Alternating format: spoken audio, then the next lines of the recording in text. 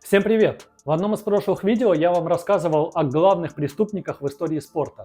Это видео набрало много просмотров и получило хороший отклик. Поэтому, если вы еще не смотрели, то рекомендую посмотреть, я оставлю ссылку в описании к этому ролику. И в том видео я рассказывал об уникальной истории Рэнди Ланье, автогонщика, который получил пожизненный срок в 80-е годы за то, что в наше время стало абсолютно легальным. Многие люди в комментариях просили меня рассказать подробнее об этой истории. В российском ютубе еще никто об этом не рассказывал, поэтому с какой-то стороны я буду первопроходцем. И поверьте, это увлекательная история крупнейшего наркобарона-спортсмена в истории США. Его карьера и жизнь приняли такие повороты, которые достойны голливудского сценария. Но давайте обо всем по порядку. Приготовьтесь к захватывающему заезду в историю, заварите себе что-нибудь бодрящее, присаживайтесь поудобнее, заводите свои моторы, и мы погнали. Меня зовут Игорь, вы на канале The Sport, и сегодня мы говорим о главном наркобароне в истории спорта. Поехали!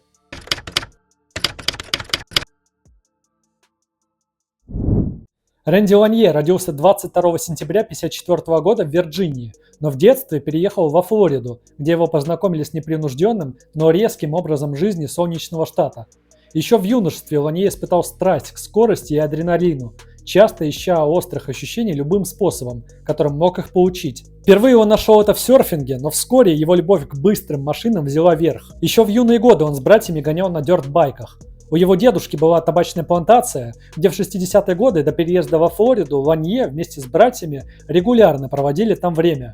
Однажды он забрел в амбар, где впервые из радиоприемника услышал трансляцию 500 миль Индианаполиса, одной из самых популярных в мире автогонок. Звуки трассы заворожили молодого парня на всю жизнь. Будучи молодым, Ланье быстро увлекся динамичным миром драгрейсинга и уличных гонок, где его природный талант вождения быстро привлек внимание окружающих. Его бесстрашный подход и инстинктивный контроль над мощными автомобилями снискали ему репутацию грозного гонщика. Однако гонки такого уровня сопряжены со значительными финансовыми затратами на содержание и модернизацию автомобилей, а постоянные расходы, связанные с соревнованиями, начали накапливаться. В то время как многие гонщики полагались на спонсорство и другие законные способы финансирования своей гоночной страсти, Ланье нашел альтернативный маршрут. В конце 60-х Штаты накрыла волна хиппи-культуры. Участие американских войск во Вьетнамской войне поспособствовало резкому росту количества наркоманов в стране. В 1977 году опрос института Гэллопа показал, что за 8 лет с 1969 по 1977 годы доля американцев, которые хоть раз пробовали траву, выросла на 20%. К 1977 году почти четверть американцев курили ее, а еще около 10% пробовали и кокаин. Учитывая огромнейший спрос на наркотики, это было настоящее окно возможностей для тех, кто хотел срубить деньжат побольше. Через Флориду шел огромный наркотрафик, поэтому контрабанда наркотиков казалась достаточно прибыльным делом с очень низким уровнем риска. Поэтому жители солнечного штата и даже школьники очень быстро ринулись в этот бизнес, включая и нашего героя. Уже в 15 лет наш герой начал периодически снабжать одноклассников травкой. А к 19 годам благодарных клиентов стало так много, что у него появилась первая дорогая игрушка – новенький спортивный катер, на котором можно было с ветерком прокатиться по берегам солнечной Флориды. Но просто так праздно разрезать волны Ланье быстро наскучило, и он продолжил учиться у более опытных контрабандистов. Вначале его участие было достаточно незначительным. Он провозил небольшие объемы марихуаны, вкладывая заработок в свою гоночную карьеру. Однажды он договорился участвовать в ночной разгрузке корабля, стоявшего у берегов Багамских островов. Разумеется, корабль был набит не морепродуктами, иначе зачем его было разгружать ночью? Но то, что начиналось как история мелкого контрабандиста, толкающего дурь своим знакомым, начало расти в масштабе.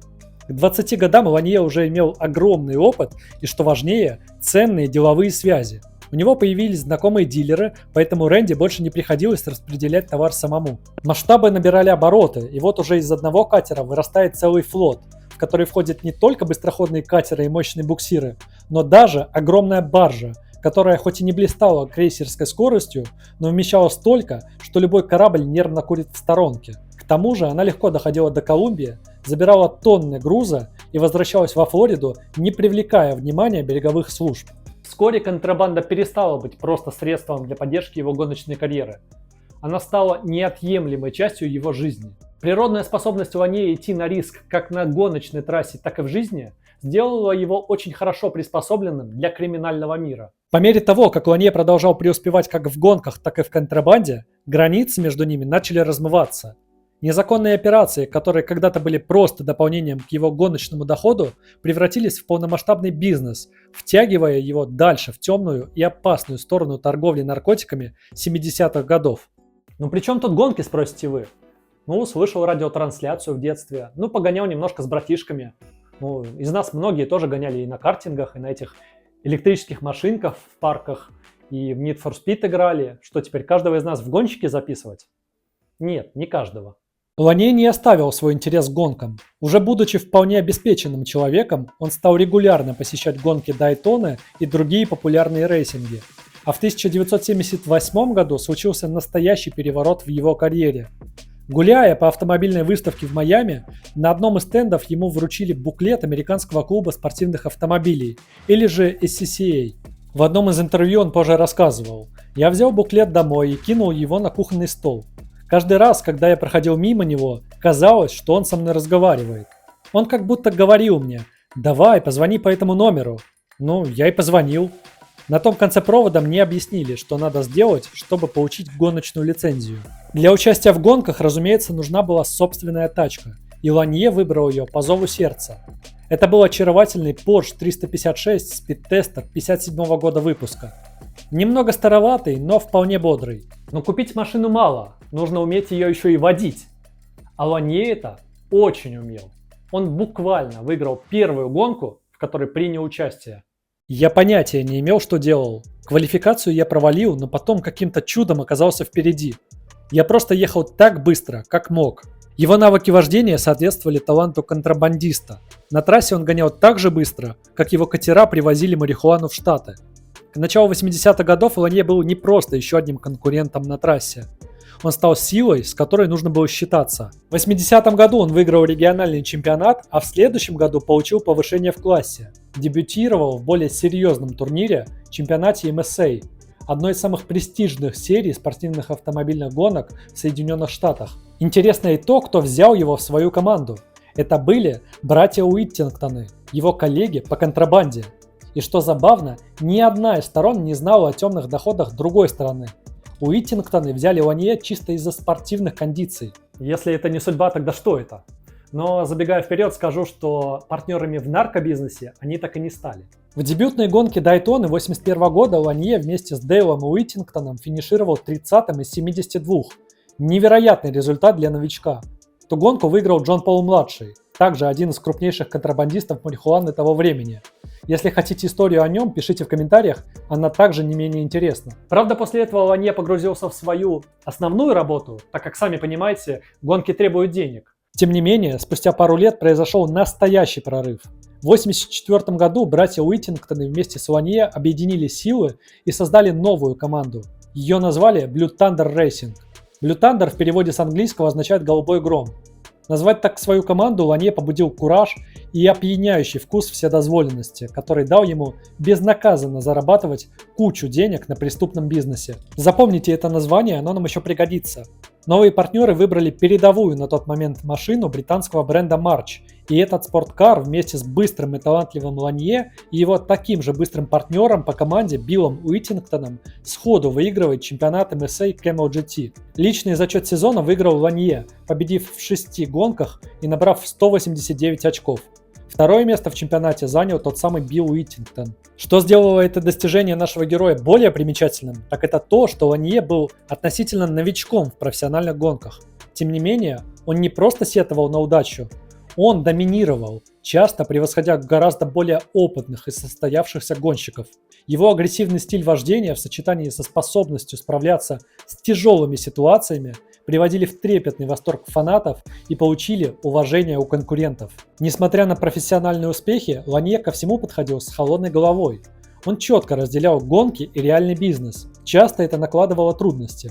Например, очередная партия товара из Колумбии могла приехать в тот момент, когда у него были соревнования. Поэтому между заездами ему приходилось бегать к телефонной будке и узнавать, все ли прошло хорошо. Однажды он даже пропустил важную гонку в Атланте, потому что в Сан-Франциско в этот день приходила крупная партия его марихуаны. На кону стояло около 44 миллионов долларов или участие в гонке. Несложно догадаться, что выбрал Ванье. Со временем мне уже не нужно было делать это так часто, и я сократил количество рейсов до 4 или 5 в год. Но вообще было непросто, что уж там.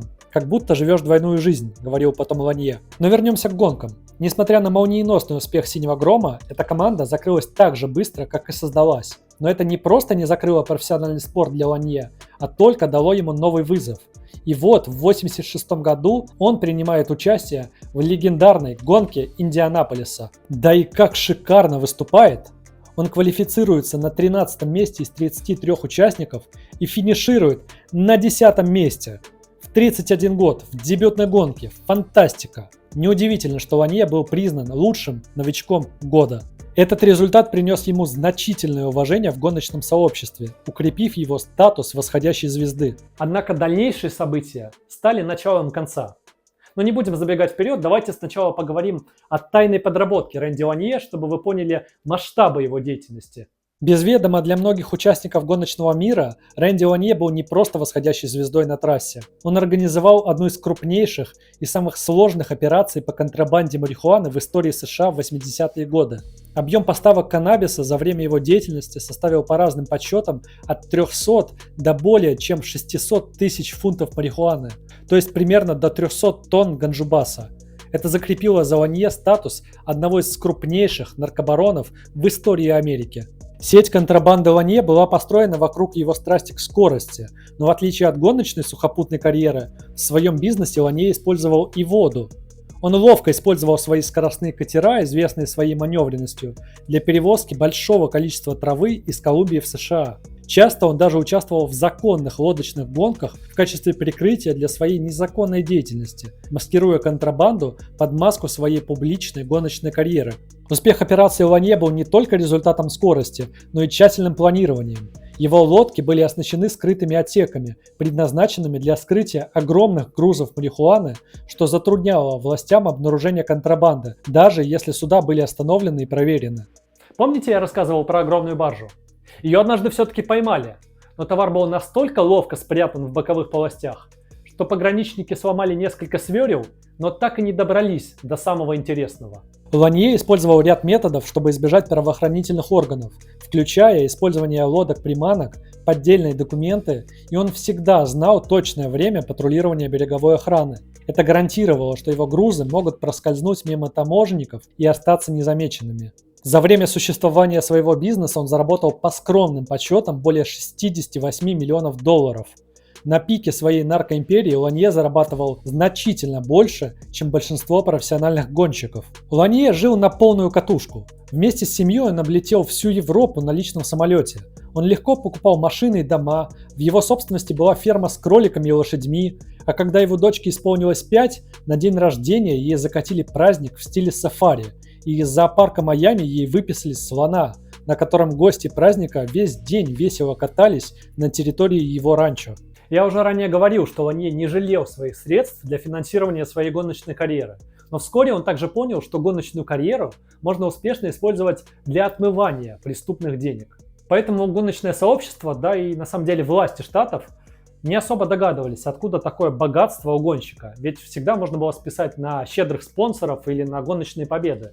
Его империя простиралась от колумбийских джунглей, где выращивалась и упаковывалась марихуана, до крупнейшего юго-восточного штата США, где она распространялась по всей Америке. Одному провернуть все это было нереально, поэтому в подчинении его наркокартеля работало около 150 человек, куда входили морские капитаны, водители фур, бегунки и многие другие. Для обеспечения бесперебойной работы Ланье полагался на сеть доверенных партнеров и ключевых игроков, которые помогали контролировать логистику контрабанды и распределять и отмывать деньги.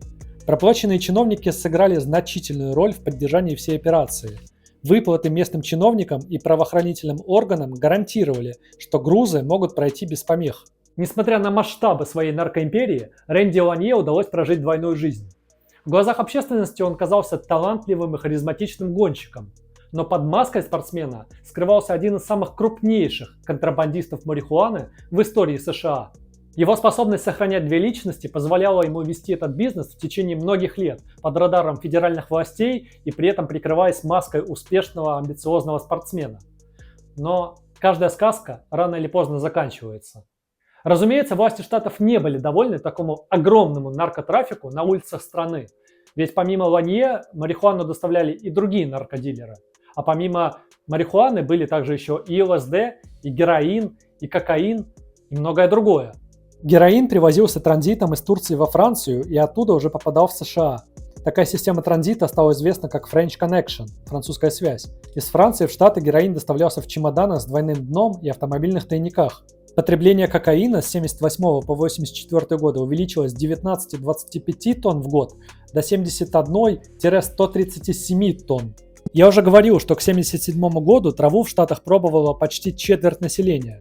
Так вот, к 1985 году этот уровень вырос еще на 9%, то есть составлял уже 33%. Треть огромной страны. К 1985 году население США составляло 238 миллионов человек, то есть почти 80 миллионов хотя бы раз курили траву. Многие годы полиция, таможенники и федералы с ног сбивались, чтобы хоть чуть-чуть потушить марихуановое пожарище, охватившее Флориду и за ней всю страну. После этого к борьбе за рынок присоединились еще и кокаиновые картели. Поэтому уже с 70-х власти США объявили реальную войну наркоторговли. Так вот, примерно в те дни, когда Ланье с синим громом выигрывал чемпионат, правительство США проводило модернизацию береговой охраны Флориды, закупив скоростные катера, которые должны были оставить неудел любого контрабандиста. Эти катера были созданы блестящим инженером Доном Ароновым, который убедил на тот момент вице-президента США Джорджа Буша-старшего, что эти катера дадут реальный бой наркоторговцам. Буш и Аронов были друзьями, поэтому госзаказ был согласован. Да, в Америке тоже есть лоббизм своих интересов у бизнеса, тут ничего удивительного. Но есть один нюанс. Во-первых, как реальный инструмент борьбы с наркотрафиком эти катера вообще не годились, потому что наркодельцы знали море лучше, чем морской патруль, и поэтому они легко доходили со своим товаром до самого берега. А во-вторых, бизнес-партнером гениального инженера был Бенджамин Крамер, один из главных контрабандистов того времени. Разумеется, ему не очень хотелось финансировать госпроект, который боролся с его же бизнесом, поэтому нужно было убрать фигуру с доски. Ей стал Аронов. В 1987 году его буквально изрешетили пулями в собственной машине. Тут я вернусь к Ланье, чтобы не потерять связь с главным героем этого ролика. А связь была самая простая, ведь Ланье и Крамер были бизнес-партнерами по своему наркобизнесу. И еще, помните, как называлась команда, с которой Ланье выиграл чемпионат 1984 года? «Синий гром». А знаете, как назывались полицейские катера инженера Аронова? Тоже «Синий гром». С подачи Ланье и Крамера, разумеется. Я уже говорил про опьяняющее чувство вседозволенности и безнаказанности. Ланье буквально издевался над полицией и дергал ее за хвост. Но первый звоночек прозвенел еще в 1986-м. За пару месяцев до фантастического перформанса на Инди 500 федералы прижали его гоночных партнеров, братьев Уитингтонов. История широко освещалась в прессе, и, разумеется, Ланье пошел под подозрение. Но в интервью журналистам он на голубом глазу говорил, что ничего не знал об их двойной жизни и об источниках финансирования команды. Разумеется, такое могло подействовать только на обычных читателей, но не на полицию. И полиция начала копать и собирать материалы на самого Ланье. В этот момент он продолжал, как ни в чем не бывало, выступать в Индикаре. Но в одном из заездов в Мичигане у него взорвалась шина, и он на полной скорости въехал в стену и сломал бедренную кость. Это вынудило его временно взять паузу в выступлениях. Но насчет его карьеры у властей было совсем другое мнение.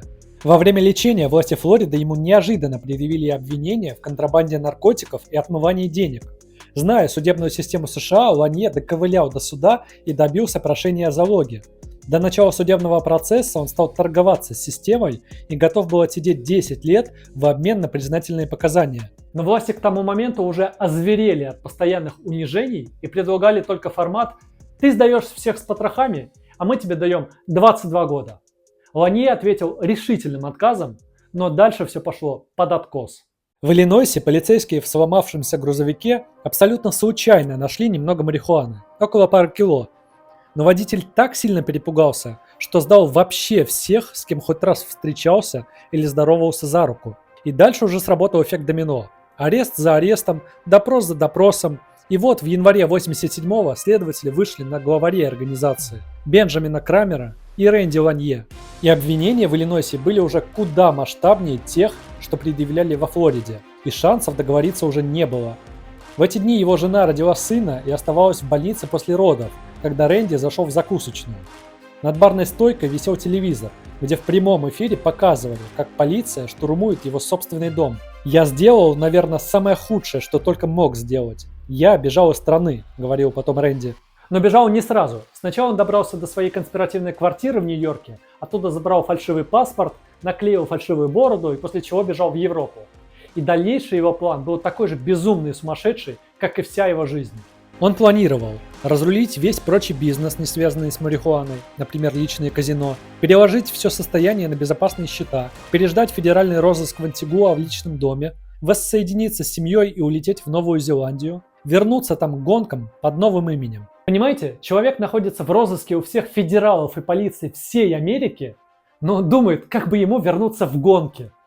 Пару раз во время своего побега он тайно встречался с семьей на французском острове Сен-Мартен, но уже тогда он заметил слежку за его семьей, а следовательно за ним. Понимая опасность, он вернулся в Женеву на 3 месяца. Долгое время он готовился к переезду на Карибы, но об этом уже знали и федералы. После того, как он приплыл на остров, он обосновался в шикарном доме на вершине холма. Однажды ему утром захотелось наловить лобстеров к ланчу, но едва он вышел в море, как увидел на острове какой-то самолет. Сначала он подумал, что это очередные туристы, но потом вход в бухту ему перегородил корабль, и тут он понял, что это не туристы. Лане быстро выпрыгнул из лодки в спасательную шлюпку и добрался до берега. Там он босиком попытался убежать через заросли, но был схвачен. Побег длиной 9 месяцев подошел к концу. Далее последовал суд, где Лане был признан виновным в распространении 300 тонн колумбийской марихуаны, создании крупной преступной группировки и отмывании денег. А также государство конфисковало у него 68 миллионов долларов, которые удалось найти. В октябре 1988-го Ланье вместе с Крамером и другими подельниками были приговорены к пожизненному заключению без права на помилование. Власти не скрывали своей радости, поймав крупнейшую акулу марихуанового бизнеса. Это судебное решение о пожизненном стало одним из первых в рамках принятого так называемого закона Кингпин, который разрешал пожизненное заключение без права на условно-досрочное освобождение для лиц, которые причастны к организации крупных наркоимперий. Годы в тюрьме Ланье зря не терял. Он занимался йогой и тайчи. Это такой вид китайской практики, сочетающий плавные движения, похожие на танец, где главным аспектом считается контроль дыхания и концентрация на положении тела и состоянии ума. Такая медитация в движении.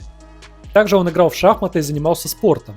Более того, он открыл в себе психотерапевтический талант и даже стал отговаривать сокамерников от самоубийств. И делал это так успешно, что тюремная администрация стала пользоваться его услугами официально. Время шло, менялось и отношение общества к марихуане. В середине нулевых сенатором от того самого штата Иллинойс, который посадил Ланье, был молодой сенатор Барак Обама, который позже станет президентом. Он в открытую называл рейгановскую войну с наркотиками провалившейся и признался, что в молодости и сам пробовал травку. После его избрания на должность президента началась декриминализация марихуаны, а во многих штатах даже легализация. Для тех, кто не знает, декриминализация ликвидирует уголовное преследование. То есть то, что раньше было уголовно наказуемым, перестает таким быть. А легализация узаконивает процесс продажи, делает объект легализации общедоступным. Так вот, если в 20 веке продажа марихуаны в Штатах считалась уголовной статьей, то в 21 веке в ряде штатов она продается вполне легально. Поэтому в октябре 2014 года Рэнди Ланье был выпущен на свободу. Когда он вышел из тюрьмы, его дочери уже было 35, и она уже сама зарабатывала на марихуане. Только в штате Колорадо, где она этим занималась, это уже был вполне легальный бизнес. Просидев 26 лет, он был ошарашен, как все изменилось. У всех какие-то непонятные карманные устройства с экраном, которые звонят и даже делают фотографии. В магазинах продается не просто сливочный сыр, а сливочный сыр с десятками вкусов, ветчины, грибов, чеснока и какие только пожелаешь. После тюрьмы он стал проводить сеансы тайчи и медитации и даже устроился гоночным инструктором. Куда ж без этого? Никаких миллионов на гонки у него уже не было, он стал обычным зрителем. Закупаться одеждой стал в секонд-хендах, а для покупки первого ноутбука ему пришлось копить несколько месяцев. Но Рэнди не жалуется. Да, все нормально, деньги и жадность испортили меня. Зато сейчас я счастлив и радуюсь каждому дню, говорил он. Но на этом история не закончилась, ведь в марте 22 года штат Нью-Джерси выдал Ланье лицензию, угадайте на что? На выращивание каннабиса. И теперь Ланье в год может выращивать 18 тонн марихуаны. Больше, чем продал за всю свою жизнь. Жизнь лучшая шутка, не правда ли? После тюрьмы он часто посещает разные подкасты, дает интервью, где открыто рассказывает о своем прошлом и много времени уделяет наставлениям молодого поколения, решившего встать на тот же путь, что и когда-то он. Нет, Ланье не рассказывает им, как обходить морские патрули. Он помогает наркозависимым и дает ценные советы тем, кто находится на пути к криминалу. Его авторитет и личный опыт для многих служат уроком и предостережением, что несмотря на гламурный образ жизни человека вне закона, цена может быть очень высока. В дополнение к этому он активно выступает за правовые реформы и изменения политики в отношении наркотиков, говоря о том, как суровые приговоры могут попросту разрушить жизни. Он открыто говорит о проблемах судебной системы, которые привели его к пожизненному. Жизнь Рэнди Ланье – это захватывающая история о человеке, который жил на грани как в автоспорте, так и в подпольном мире наркотиков. Падение Ланье стало предостерегающей историей о том, как стремление к успеху и богатству с помощью незаконных средств может привести к разрушительным последствиям. Вот такой человек Рэнди Ланье. Что вы о нем думаете? Суровый ли был ему приговор, или он должен был сидеть пожизненно? Что вы вообще думаете о декриминализации и легализации наркотиков? Давайте это все обсудим в комментариях, я стараюсь отвечать на все ваши комментарии. Спасибо, что досмотрели это видео, прошу поставить ему лайк, потому что, признаюсь, его было очень нелегко делать и собирать на него материал. Вам это не трудно, а алгоритмам YouTube это даст понять, что это видео интересно и позволит ему набрать больше просмотров, а это, соответственно, даст больше дискуссии, которую я от вас и жду. Также подписывайтесь на канал, если этого еще не сделали, потому что здесь будет выходить много интересного контента. Увидимся, до скорого!